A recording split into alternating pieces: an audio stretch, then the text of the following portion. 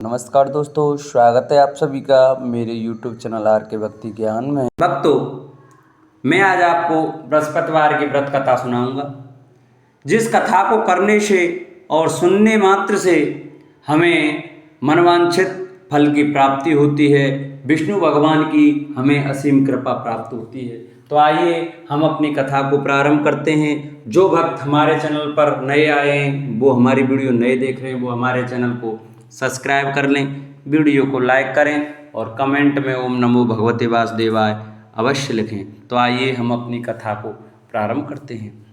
बृहस्पतिवार का दिन भगवान विष्णु को समर्पित है। इस दिन विष्णु जी की पूजा करने से हमारी सभी मनोकामनाएं पूरी होती हैं। भारतवर्ष में एक प्रतापी और दानी राजा राज्य करता था। वह नित्य गरीबों और ब्राह्मणों की सहायता करता था। यह बात उसकी रानी को अच्छी नहीं लगती। वह ना ही गरीबों को दान देती, ना ही भगवान की पूजा करती, और राजा को भी दान देने से मना किया करती। एक दिन राजा शिकार खेलने वन को गए हुए थे, तो रानी महल में अकेली थी। उसी समय बृहस्पति देव साधु वेश में राजा के महल में भिक्षा के लिए गए और भिक्षा मांगी। रानी ने भिक्षा देने से इनकार किया और कहा, हे साधु महाराज, मैं तो दान पुण्य से तंग आ गई हूँ। मेरा पति सारा धन लुटाते रहते हैं। मेरी इच्छा है कि हमारा धन नष्ट हो जाए, फिर न रहेगा बांस, न बजेगी बांसुरी। साधु ने कहा, देवी तुम तो बड़ी विचित्र हो। धन संतान तो सभी चाहते हैं, पुत्र और लक्ष्मी तो पापी के घर भी होने चाहिए। यदि तुम्हारे पास अधिक धन है तो भूखों को भोजन दो, प्यासों के लिए प्याऊल बनवाओ, मुसाफिरों के लिए धर्मशाला खुलवाओ। जो निर्धन अपनी कुंवारी कन्याओं का विवाह नहीं कर सकते, उनका विवाह करा दो। ऐसे और कई काम हैं जिनके करने से तुम्हारा यश लोक परलोक में फैलेगा। परंतु रानी पर उपदेश का कोई प्रभाव न पड़ा। वह बोली, महाराज आप मुझे कुछ ना समझाएं। मैं ऐसा धन नहीं चाहती जो हर जगह बांटती फिरूं। साधु ने उत्तर दिया, यदि तुम्हारी ऐसी इच्छा है तो तथास्तु। तुम ऐसा करना कि बृहस्पतिवार को घर लीपकर पीली मिट्टी से अपना सिर धोकर स्नान करना, भट्टी चढ़ाकर कपड़े धोना। ऐसा करने से आपका सारा धन नष्ट हो जाएगा। इतना कहकर वह साधु महाराज वहां से अलोप हो गए। साधु के अनुसार कई बातों को पूरा करते हुए रानी को केवल 3 बृहस्पतिवार ही बीते थे कि उसकी समस्त धन संपत्ति नष्ट हो गई। भोजन के लिए राजा का परिवार तरसने लगा। तब एक दिन राजा ने रानी से बोला कि रानी तुम यहीं रहो, मैं दूसरे देश को जाता हूँ, क्योंकि यहाँ पर सभी लोग मुझे जानते हैं, इसलिए मैं कोई छोटा कार्य नहीं कर सकता। ऐसा कहकर राजा प्रदेश चला गया। वहाँ वह जंगल से लकड़ी काट कर लाता और शहर में बेचता। इस तरह वह अपना जीवन व्यतीत करने लगा। इधर राजा के प्रदेश जाते ही रानी और दासी दुखी रहने लगी।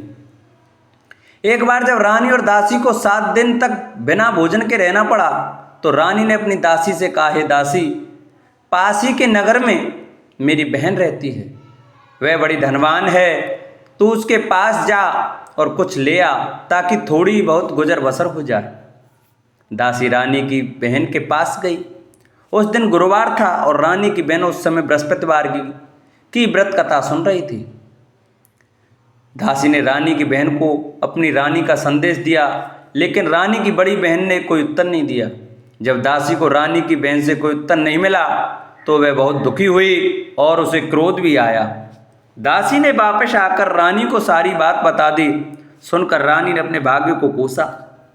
उधर रानी की बहन ने सोचा कि मेरी बहन की दासी आई थी, परंतु उससे मैं नहीं बोली, इससे वह बहुत दुखी हुई होगी। कथा सुनकर और पूजन समाप्त करके वह अपनी बहन के घर आई और कहने लगी, हे बहन, मैं बृहस्पतिवार का व्रत कर रही थी, तुम्हारी दासी मेरे घर आई थी, परंतु जब तक कथा होती है तब तक ना तो उठते हैं और ना ही बोलते हैं, इसलिए मैं नहीं बोली। कहो दासी क्यों गई थी? रानी बोली, बहन तुमसे क्या छिपाऊं, हमारे घर में खाने तक को अनाज नहीं था। ऐसा कहते कहते रानी की आंखें भर आईं। उसने दासी समेत पिछले 7 दिनों से भूखे रहने तक की बात अपनी बहन को विस्तार पूर्वक सुना दी। रानी की बहन बोली, देखो बहन, भगवान बृहस्पति देव सबकी मनोकामना को पूर्ण करते हैं। देखो शायद तुम्हारे घर में अनाज रखा हो। पहले तो रानी को विश्वास नहीं हुआ। वह बहन के आग्रह पर उसने अपनी दासी को अंदर भेजा तो उसे सचमुच अनाज से भरा एक घड़ा मिला। यह देखकर दासी की हैरानी हुई। दासी रानी से कहने लगी, हे रानी, जब हमको भोजन नहीं मिलता तो हम व्रत ही तो करते हैं, इसलिए क्यों ना इनसे व्रत और कथा की विधि पूछ ली जाए ताकि हम भी व्रत कर सकें। तब रानी ने अपनी बहन से बृहस्पतिवार व्रत के बारे में पूछा। उसकी बहन ने बताया, बृहस्पतिवार के व्रत में चने की दाल और मुनक्का से विष्णु भगवान का केले की जड़ में पूजन करें तथा दीपक जलाएं, व्रत कथा सुनें और पीला भोजन ही करें। इससे बृहस्पति देव प्रसन्न होते हैं। व्रत और पूजन विधि बताकर रानी की बहन अपने घर को लौट गई। 7 दिन के बाद जब गुरुवार आया तो रानी और दासी ने व्रत रखा। गुड़साल में जाकर चना और गुड़ ले आई, फिर उससे केले की जड़ तथा विष्णु भगवान का पूजन किया। अब पीला भोजन कहाँ से आए, इस बात को लेकर दोनों बहुत दुखी थी। चूंकि उन्होंने व्रत रखा था इसलिए बृहस्पति देव उनसे प्रसन्न थे, इसलिए वे एक साधारण व्यक्ति का रूप धारण कर 2 थालों में सुंदर पीला भोजन दासी को दे गए। भोजन पाकर दासी बहुत प्रसन्न हुई। फिर रानी के साथ मिलकर भोजन ग्रहण किया। उसके बाद वे सभी गुरुवार को व्रत और पूजन करने लगी। बृहस्पति भगवान की कृपा से उनके पास फिर से धन संपत्ति आ गई, परंतु रानी फिर से पहले की तरह आलस्य करने लगी। तब दासी बोली, देखो रानी, तुम पहले इस प्रकार आलस्य करती थी, तुम्हें धन रखने में कष्ट होता था, इस प्रकार सभी धन नष्ट हो गया, और जब भगवान बृहस्पति की कृपा से धन मिला है तो तुम्हें फिर से आलस्य होता है। रानी को समझाते हुए दासी कहती है कि बड़ी मुसीबतों के बाद हमने यह धन पाया है, इसलिए हमें दान पुण्य करना चाहिए, भूखे मनुष्यों को भोजन कराना चाहिए और धन को शुभ कार्यों में खर्च करना चाहिए, जिससे तुम्हारे कुल का यश बढ़ेगा, स्वर्ग की प्राप्ति होगी और पितृ प्रसन्न होंगे। दासी की बात मानकर रानी अपना धन शुभ कार्यों में खर्च करने लगी, जिससे पूरे नगर में उसका यश फैलने लगा। बृहस्पतिवार व्रत कथा के बाद श्रद्धा के साथ आरती की जानी चाहिए। इसके बाद प्रसाद बांटकर उसे ग्रहण करना चाहिए। एक दिन राजा दुखी होकर जंगल में एक पेड़ के नीचे आसन जमा कर बैठ गया। वह अपनी दशा को याद करके व्याकुल होने लगा। बृहस्पतिवार का दिन था। एकाएक उसने देखा कि निर्जन वन में एक साधु प्रकट हुए। वह साधु वेश में स्वयं बृहस्पति देवता थे। लकड़हारे के सामने आकर बोले, हे लकड़हारे, इस सुनसान जंगल में तू चिंता मग्न क्यों बैठा है? लकड़हारे ने दोनों हाथ जोड़कर प्रणाम किया और उत्तर दिया, महात्मा जी, आप सब कुछ जानते हैं, मैं क्या कहूँ? यह कहकर रोने लगा और साधु को अपनी आत्मकथा सुनाई। महात्मा जी ने कहा, तुम्हारी स्त्री ने बृहस्पति के दिन बृहस्पति भगवान का निरादर किया है, जिसके कारण रुष्ट होकर उन्होंने तुम्हारी यह दशा कर दी। अब तुम चिंता को दूर करके मेरे कहने पर चलो तो तुम्हारे सब कष्ट दूर हो जाएंगे और भगवान पहले से भी अधिक संपत्ति देंगे। तुम बृहस्पति के दिन कथा किया करो। 2 पैसे के चने मुनक्का लाकर उसका प्रसाद बनाओ और शुद्ध जल से लोटे में शक्कर मिलाकर अमृत तैयार करो। कथा के पश्चात अपने सारे परिवार और सुनने वाले प्रेमियों में अमृत व प्रसाद बांटकर आप भी ग्रहण करो। ऐसा करने से भगवान तुम्हारी सब मनोकामनाएं पूरी करेंगे। साधु के ऐसे वचन सुनकर लकड़हारा बोला, हे प्रभु, मुझे लकड़ी बेचकर इतना पैसा नहीं मिलता जिससे भोजन के उपरांत कुछ बचा सकूं। मैंने रात्रि में अपनी स्त्री को व्याकुल देखा है। मेरे पास कुछ भी नहीं है जिससे मैं उसकी खबर मंगा सकूं। साधु ने कहा, हे लकड़हारे, तुम किसी बात की चिंता मत करो। बृहस्पति के दिन तुम रोजाना की तरह लकड़ियां लेकर शहर को जाओ। तुम्हारा रोज से दुगना धन प्राप्त होगा, जिससे तुम भली भांति भोजन कर लोगे तथा बृहस्पति देव की पूजा का सामान भी आ जाएगा। इतना कहकर साधु अंतर्ध्यान हो गए। धीरे धीरे समय व्यतीत होने पर फिर वही बृहस्पतिवार का दिन आया। लकड़हारा जंगल से लकड़ी काटकर किसी शहर में बेचने गया। उसे उस दिन और दिन से अधिक पैसा मिला। राजा ने चना गुड़ आदि लाकर गुरुवार का व्रत किया। उस दिन से उसके सभी कलेश दूर हुए, परंतु जब दोबारा गुरुवार का दिन आया तो बृहस्पतिवार का व्रत करना भूल गया। इस कारण बृहस्पति भगवान नाराज हो गए।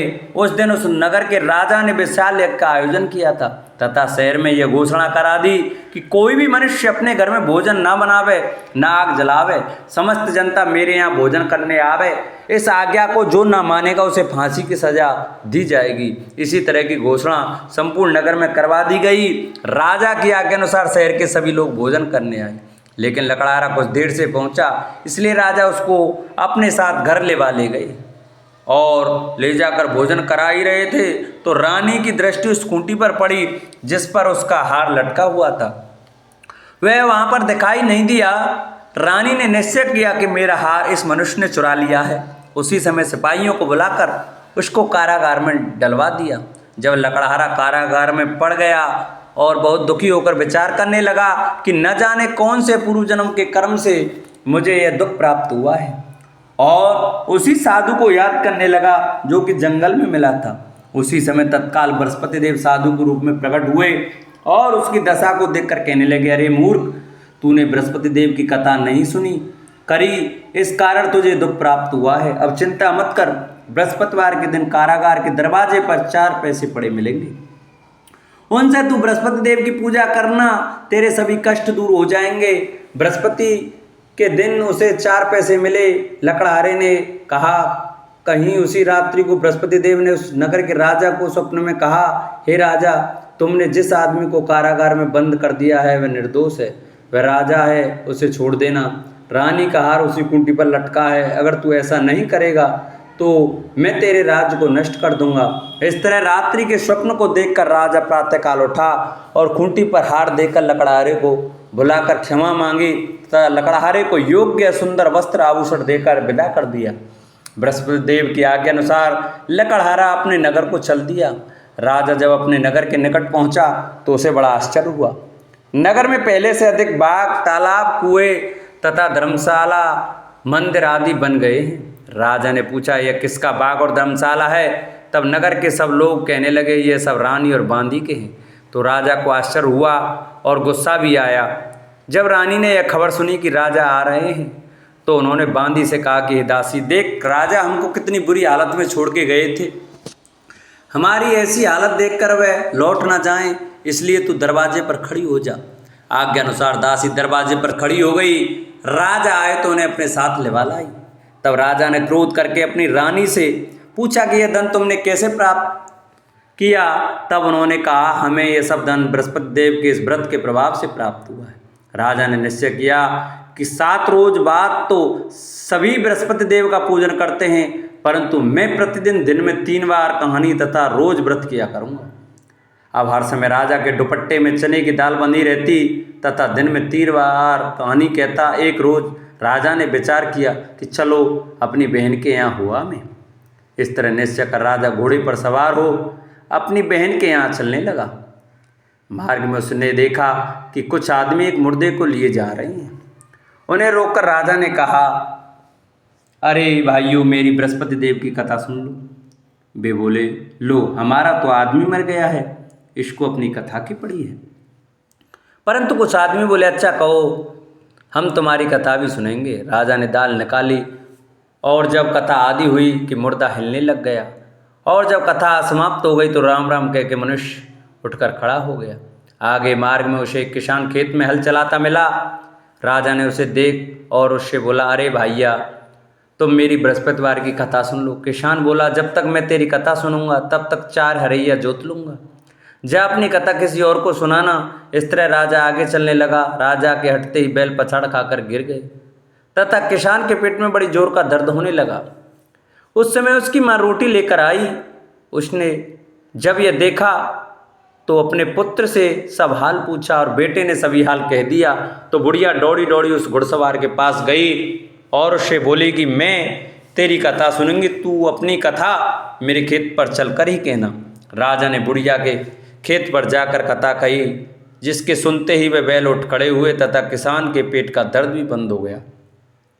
राजा अपनी बहन के घर पहुंचा। बहन ने भाई की खूब मेहमानी की। दूसरे रोज प्रातःकाल राजा जागा तो वह देखने लगा कि सब लोग भोजन कर रहे हैं। राजा ने अपनी बहन से कहा, ऐसा कोई मनुष्य है जिसने भोजन नहीं किया हो? मेरी बृहस्पतिवार की कथा सुन ले। बहन बोली, हे भैया, यह देश ऐसा ही है कि पहले यहाँ लोग भोजन करते हैं, बाद में अन्य काम करते हैं। अगर कोई पड़ोस में हो तो देखाऊं।